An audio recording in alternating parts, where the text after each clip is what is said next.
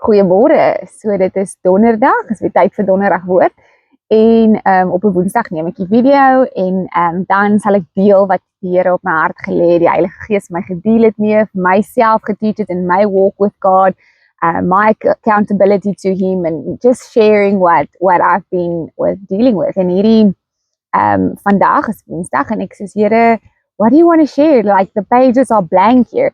So ek definitief so baie verskillende dinge in die week mee gedeel, maar nie in die woord van God, maar nie wat hy wil deel nie. En ek sê, okay, what do you want to share? En ek is net daar en in die Gees en die Here sê, okay, en het is 'n blank page en het is ons hier later. So ons gaan kyk waar ons by uitkom. So net om te begin. So die Here vra vir ons vandag, how do I want God to be?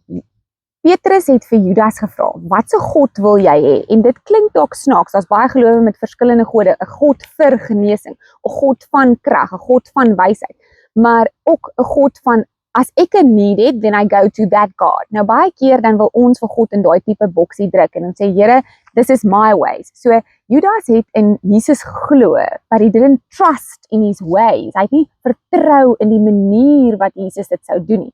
En dit is ons, baie keer dan is ons so besig soos Martha, definitief ek hustle, and then, okay God, dit voel soos ek moet al hierdie dinge doen om daarby uit te kom, maar die Here sê, but Mary, come to my feet, rest in me, trust in me.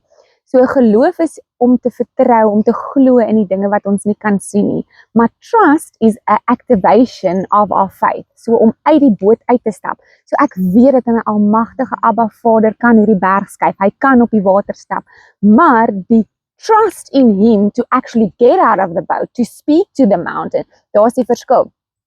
So om te vertrou in sy plan. So ons moet in God vertrou en in sy tyding vertrou en in sy manier van dinge doen, want dit is nie hoe baie ek kan doen nie, want dit is soos Here, take the wheel, but then I take it back again. Jesus, take the wheel, then I take it back again, want ek wil so aktief wees in my geloof en in hierdie dinge wat ek doen, en my kinders en my man, en ek soos, I want to work out someone else's salvation, soos, miskien vertrou ek die Here vir 'n deurbraak met my kinders, of 'n deurbraak in my gesin, of met my man, of my werk, of wat ook al die situasie mag wees, in my healing, in gesondheid, maar dan wil ek dinge doen. I need to do this, and because I'm doing this, I am going to get the result. So, deur my werke gaan ek nie gered word nie. En dis dieselfde ding met baie keer in ons breakthroughs. Dis dieselfde ding met Judas van sy breakthrough van the God he wanted, is dat ons dink dat God gaan dit op my manier doen en hy moet dit nou so doen, en dan raak ons ongeduldig en ons raak depressief en ons raak, maar Here, why not yet? I trust in you for this, but why not? Hoekom nog nie? Hoekom is my deurbraak nog nie hier nie? En die Here sê, vertrou in sy tyding, vertrou in God se tyd. En vertrou in hom. So die Here het ook, Jesus het ook gebid, Here, laat u wil geskied. So ek het definitief 'n aksie wat ek moet doen, en dit is om by Jesus se voete te sit. My aksie is to abide in him, to stay safe in him. Die Here sê in Psalm 46 vers 10. Hierdie mag is. Be still and know that I am God. That's a being, that's an action, that's just a verhouding, dis 'n trust. That's actually a position I need to get into. So, dis nie net van Here, ek glo, maar dan vat ek weer terug. Here, ek glo dat u kan hierdie ding vir my doen. I trust you, Lord. Of ek glo u kan dit doen. Ek het geloof, maar then I don't trust that you're going to do it your way, your timing. So, be still and know that I am God. So the knowing is the position, die rus en die vrede dat ek weet dat, Here, ek weet hierdie dinge moet gebeur. I know this is according to scripture even. Ek weet dat hierdie ding waarvoor ek bid is wat u vir my wil hê, wat u vir my kinders, my gesin, my toekoms wil hê. But I trust your way of doing it, because this person has a different journey than me. Elkeen het 'n eie pad wat God het vir elkeen spesiaal gemaak en op sy eie manier. Elke situasie is so individueel. So net omdat God dit op daai manier gedoen het vir 'n spesifieke persoon, beteken dit hy gaan dit op daai manier vir my situasie doen nie. So God is sovereign, he's always the same, but he handles every person, every situation differently. So Exodus 14 vers 14 sê, the Lord will fight for you.